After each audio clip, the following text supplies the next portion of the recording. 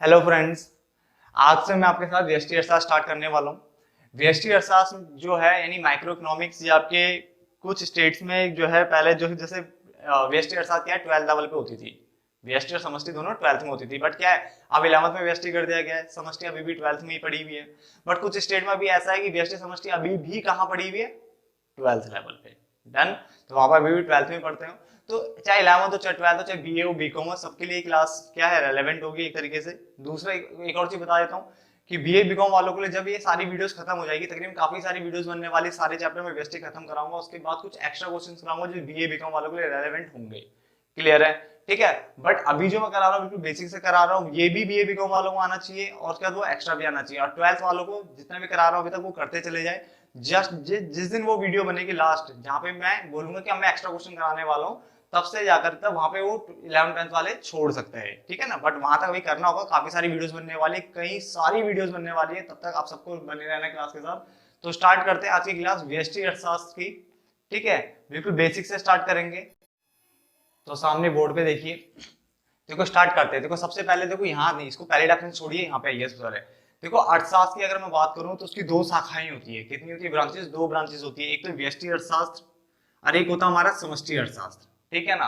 हम जो पढ़ेंगे व्यष्टि पढ़ेंगे, बट डेफिनेशन हम दोनों की कवर करेंगे पहली क्लास में। ठीक है ना? एक होता है अर्थशास्त्र में व्यष्टि अर्थशास्त्र, एक होता है समष्टि अर्थशास्त्र। जब मैं व्यष्टि अर्थशास्त्र की बात करता हूं तो वो होता है व्यष्टि अर्थशास्त्र की वह शाखा है, ये अर्थशास्त्र की वो ब्रांच है, वो शाखा है जिसमें व्यक्तिगत आर्थिक इकाइयों का अध्ययन किया जाता है, जिसमें व्यक्तिगत आर्थिक इकाइयों का अध्ययन किया जाता है। जबकि समष्टि अर्थशास्त्र की वह शाखा है, यानी ये वो ब्रांच है इकोनॉमिक्स की जिसमें समस्त यानी पूरा, ठीक है, सभी का आर्थिक इकाइयों का अध्ययन किया जाता है। यानी इसमें व्यक्तिगत और इसमें समस्त, यानी इसमें छोटे लेवल पर आर्थिक इकाइयों का अध्ययन किया जा रहा है, इसमें बड़े लेवल पर यानी बड़े पैमाने पर आर्थिक इकाइयों का अध्ययन किया जा रहा है। देखो यहाँ पे इकाइयों की जगह आप चाहे तो क्या लिख सकते हो, चरों लिख सकते हो। आर्थिक चरों का अध्ययन किया जाता है, या समाहारों ये लिख सकते हो। आर्थिक चरों का अध्ययन किया जाता है, आर्थिक क्या है, समाहारों का अध्ययन किया जाता है, ये लिख सकते हो। ठीक है ना? या आर्थिक इकाइयां हमने लिखा हुआ है, तो आर्थिक इकाइयों का अध्ययन तो आप लिख ही सकते हो। डन। तो इसने क्या बोला, देखो व्यष्टि अर्थशास्त्र की वह शाखा है। देखो इकोनॉमिक्स यही याद हो जाएगी, आपको घर पे रिवीजन करने की जरूरत भी नहीं पड़ेगी, बस मेरे साथ रिपीट करते रहो। व्यष्टि अर्थशास्त्र की वह शाखा है जिसमें व्यक्तिगत आर्थिक इकाइयों, चरों या समाहारों का अध्ययन किया जाता है। जबकि समष्टि अर्थशास्त्र की वह शाखा है जिसमें समस्त आर्थिक इकाइयों का क्या किया जाता है, अध्ययन किया जाता है। यहाँ तक क्लियर हो गया? ठीक है। अगर हम बात करें व्यष्टि अर्थशास्त्र के एग्जाम्पल की, तो एग्जाम्पल में जैसे यहाँ पे आप लिख सकते हो मांग, इसका उदाहरण हो जाएगा। पूर्ति बोलोगे तो इसका उदाहरण हो जाएगा प्रति व्यक्ति आय, यानी एक व्यक्ति की आय, प्रति व्यक्ति आय बोलोगे तो ये इसके एग्जाम्पल हो जाएंगे। ठीक है। एक उपभोक्ता, एक उत्पादक, छोटे मोटी बात करूंगा तो सब यही आएंगे, मांग, पूर्ति, प्रति व्यक्ति आय, किसके अंदर आएंगे, सब चीज ये इन्हीं में आएंगे सारे। बट अगर मैं समस्त पे जाता हूँ यानी पूरे बड़े लेवल पे जाता हूँ, तो यहाँ पे मैं क्या बोलूंगा, समग्र मांग। समग्र मांग, समग्र मतलब होता है टोटल। इसको हम कुल भी बोल सकते हैं, समस्त भी बोल सकते हैं। जब ये चैप्टर पढ़ाऊंगा तब बताऊंगा समग्र को क्या क्या बोलते हैं। ठीक है ना? तो यहाँ पे कुल मांग हो गया, यानी पूरे इंडिया को हम यहाँ पे कवर कर रहे हैं, तो कुल मांग आ जाएगा। ठीक है। या कुल पूर्ति, जिसको हम समग्र पूर्ति बोल सकते हैं या समस्त पूर्ति बोल सकते हैं, कुल पूर्ति। ठीक है। यहाँ पे प्रति व्यक्ति आय की यहाँ पे मैं राष्ट्रीय आय बोल सकता हूँ या घरेलू आय बोल सकता हूँ बड़े लेवल पे। ठीक है। या बेरोजगारी के बारे में पढ़ना तो पूरे देश के बारे में पढ़ोगे ना। कभी आपने ये तो सुना नहीं है आदि, कभी आपने सुना है कि क्या नाम है, दिल्ली में एक लड़का रहता है, वो क्या नाम है, इस नंबर गली में रहता है, इस नंबर मकान में रहता है, और वो बंदा बेरोजगार है? कभी ऐसे नहीं सुनाया जाता। ठीक है। ये सुनाया जाता है कि हमारे इस स्टेट में बेरोजगारी इतनी, या फिर इस देश में बेरोजगारी का लेवल या परसेंटेज इतना है। ठीक, बड़े लेवल में बात करते हैं तो बेरोजगारी हमेशा इसके अंदर कवर की जाती है।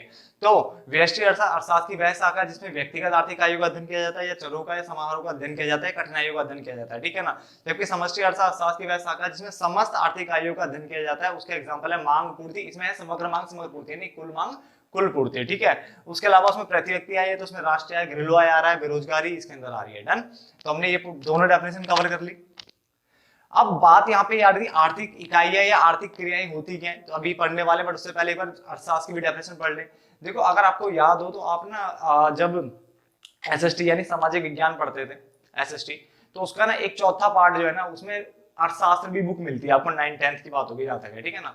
तो आपको अर्थशास्त्र की बुक मिलती है। इसका मतलब क्या हुआ, ये दोनों शाखाएं हैं अर्थशास्त्र की, अर्थशास्त्र शाखा है उसकी सोशल साइंस क्लियर है ना, वो किसकी है, उसी वो जो एसएसटी थी ना उसकी शाखा है। तो उसने बोला अर्थशास्त्र एक मानवीय व्यवहार का विज्ञान है, मानवीय व्यवहार का विज्ञान है जिसका संबंध दुर्लभ ऐसे संसाधन जो हमारे यहाँ कम है, जो आगे जाके खत्म भी होने वाले हैं या खत्म हो सकते हैं, तो उसने बोला जिसका संबंध दुर्लभ संसाधनों का वैकल्पिक, वैकल्पिक मतलब होता है अल्टरनेटिव उपयोगों में इस प्रकार बंटवारा करना है। यानी तुम्हारे पास क्या है, संसाधन सीमित है, आवश्यकताएं असीमित है। तो उसने बोला अर्थशास्त्र एक ऐसा मानवीय व्यवहार का विज्ञान है, मानवीय व्यवहार यानी it is a branch of social science, ये ब्रांच है किसकी, सोशल साइंस की है, जिसका संबंध क्या है कि दुर्लभ संसाधनों का आप वैकल्पिक यानी अल्टरनेटिव उपयोगों में इस प्रकार बंटवारा करोगे कि उपभोक्ता जो कंज्यूमर है वो अपनी संतुष्टि को क्या कर सके, अधिकतम कर सके, वो अपने संतुष्टि को यानी सेटिस्फैक्शन को बढ़ा सके, और जो हमारे मैक्सिमम लेके जाए, और जो उत्पादक है, उत्पादक क्या करेगा, अपने लाभ को अधिकतम कर सके। बात को समझो, उपभोक्ता अपनी संतुष्टि को अधिकतम कर सके, उत्पादक अपने लाभ को अधिकतम कर सके, और समाज अपने सामाजिक कल्याण को अधिकतम कर सके। फंडा क्लियर, ठीक है। डेफिनेशन देखो, तीन बहुत अच्छी डेफिनेशन है। नंबर वन, अर्थशास्त्र मानवीय व्यवहार, it is a branch of social science, ये मानवीय व्यवहार का वो विज्ञान है जिसका संबंध दुर्लभ संसाधनों का वैकल्पिक यानी अल्टरनेटिव उपयोगों में इस प्रकार बंटवारा करना है कि जो उपभोक्ता है वो अपनी संतुष्टि को अधिकतम कर सके, उत्पादक अपने प्रॉफिट यानी लाभ को अधिकतम कर सके, और समाज अपने सामाजिक कल्याण को अधिकतम कर सके। आज आपको अर्थशास्त्र की डेफिनेशन याद हो जाएगी, ठीक है ना। उसके अलावा अर्थशास्त्र में दो है, व्यष्टि और समष्टि, इसकी दो शाखाएं होती है। ये किसकी शाखा है, ये आपकी सोशल साइंस की शाखा है, ठीक है ना।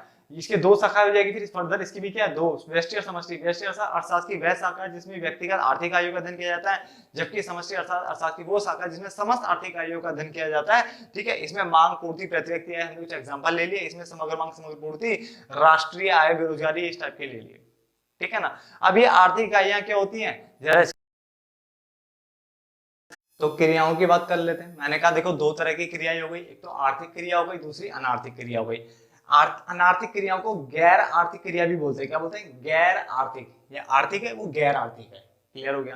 देखो अनार्थिक क्रिया क्या होती है, ये वो क्रियाएं होती है जो धन से संबंधित नहीं होती, यानी जिनका संबंध धन से नहीं होता है, यानी जो धन, सॉरी, आर्थिक क्रिया वो क्रिया होती है जिनका संबंध धन से होता है। तो हम यहाँ पे क्या बोले, आर्थिक क्रिया वो क्रिया होती है जिनका संबंध क्या धन से होता है। क्लियर हो गया।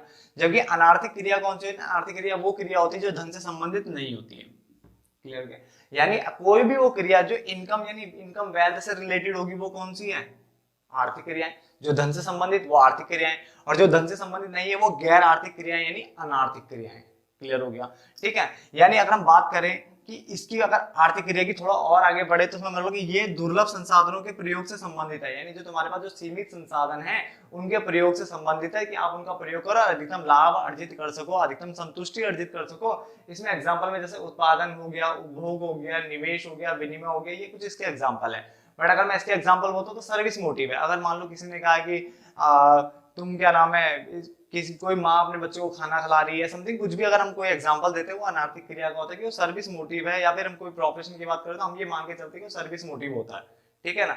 मानते हैं कि आजकल सब प्रॉफिट के लिए काम करते हैं, बट यहाँ पे वो क्रियाएं आती है जो सर्विस मोटिव से है, जिनका संबंध धन से नहीं होता। बट आर्थिक क्रिया वो क्रिया होती है जिनका संबंध धन से होता है। देखो यहाँ तक क्लियर हो गया। देन क्या पढ़ा अभी हमने स्टार्टिंग में, सबसे पहले हमने पढ़ा अर्थशास्त्र की डेफिनेशन होने का, वो ब्रांच है सोशल साइंस की, यानी ये मानवीय व्यवहार का विज्ञान होता है, ठीक है। ये मानवीय व्यवहार का विज्ञान होता है जो क्या कहता है, जो कह रहा है कि दुर्लभ संसाधनों का प्रयोग इस तरह से करो, यानी वैकल्पिक यानी अल्टरनेटिव क्रियाओं में इस प्रकार से यूज करो उनका कि उत्पादक अपने लाभ को अधिकतम कर सके, उपभोक्ता अपनी संतुष्टि को अधिकतम कर सके, समाज अपने सामाजिक कल्याण को अधिकतम कर सके। फिर हमने पढ़ा इसकी दो ब्रांचेस होती है, दो शाखाएं होती है, एक है व्यष्टि अर्थशास्त्र, दूसरा है समष्टि अर्थशास्त्र। व्यष्टि अर्थशास्त्र की वो शाखा होती है जिसमें व्यक्तिगत आर्थिक इकाइयों का अध्ययन किया जाता है, जबकि समष्टि अर्थशास्त्र की वो शाखा होती है जिसमें समस्त आर्थिक इकाइयों का अध्ययन किया जाता है। क्लियर। फिर मैंने कहा उसमें जो आर्थिक क्रियाएं, जो वर्ड आ रहा है बार बार जो है वो है क्या, मैंने कहा क्रियाएं देखो दो तरह की होती है, आर्थिक और अनार्थिक। अनार्थिक को गैर आर्थिक क्रिया भी बोलते हैं। आर्थिक क्रिया वो क्रिया होगी जो धन से संबंधित है, जिनका संबंध धन से होता है वो आर्थिक क्रिया होगी, जिनका संबंध धन से हो रहा है। जिनका संबंध धन से नहीं होता वो अनार्थिक क्रिया होता है। यहाँ पे सर्विस मोटिव आता है, यानी सेवाएं टाइप की चीजें आती है। जबकि यहाँ पे क्या है कि दुर्लभ संसाधनों का इस प्रकार से प्रयोग करो कि आप अपनी लाभ या जो है सेटिस्फैक्शन सबको अधिकतम कर सको। इसमें उत्पादन, उपभोग, निवेश, विनिमय यानी इस टाइप की एक्सचेंज यानी और भी चीजें आ सकती है। क्लियर हो गया। यहाँ तो कोई दिक्कत है, ठीक है। यहाँ मैंने 4 चीजें लिख दी है, यहाँ पे सर्विस मोटिव बता दिया। देखो मैं दोबारा बोल रहा हूँ, आप सिर्फ पढ़ते चले जाओ। अगर आपको समझ नहीं आ रहा तो प्लीज डिस्क्रिप्शन बॉक्स में, यानी आपको कह रहा सॉरी, कमेंट बॉक्स में आप लिख दो कि ये पोर्शन समझ नहीं आया, मैं दोबारा रिपीट कर दूंगा अगली वीडियो में स्टार्ट करने से पहले, मैं उसको एक बार रिपीट कर दूंगा। तो मैं मेन मोटिव यही है, आप प्लीज सेमेस्टर अर्थशास्त्र को अच्छे से पढ़ो, ये बीए बीकॉम, ठीक है, और आपके जो है 11 12 लेवल जो भी लेवल है उसमें काफी काम आने वाला है। मैं सारा पढ़ाऊंगा, इसलिए आप पढ़ते चले जाओ। ये मत देखो कि ये टॉपिक क्या नाम है, चैप्टर वाइज चैप्टर है ही नहीं है। वैसे मैं कोशिश करूंगा पूरे सब चैप्टर वाइज ही कराऊंगा तरीके से, ठीक है। कुछ चैप्टर को मैं मर्ज भी कर दूंगा ताकि आपके लिए आसान हो जाए। डन। तो मिलते हैं नेक्स्ट पार्ट में, ठीक है। इस पार्ट को यहीं पे खत्म कर देते हैं, अगला पार्ट बनाएंगे, उसमें मिलेंगे। तब तक के लिए धन्यवाद दोस्तों।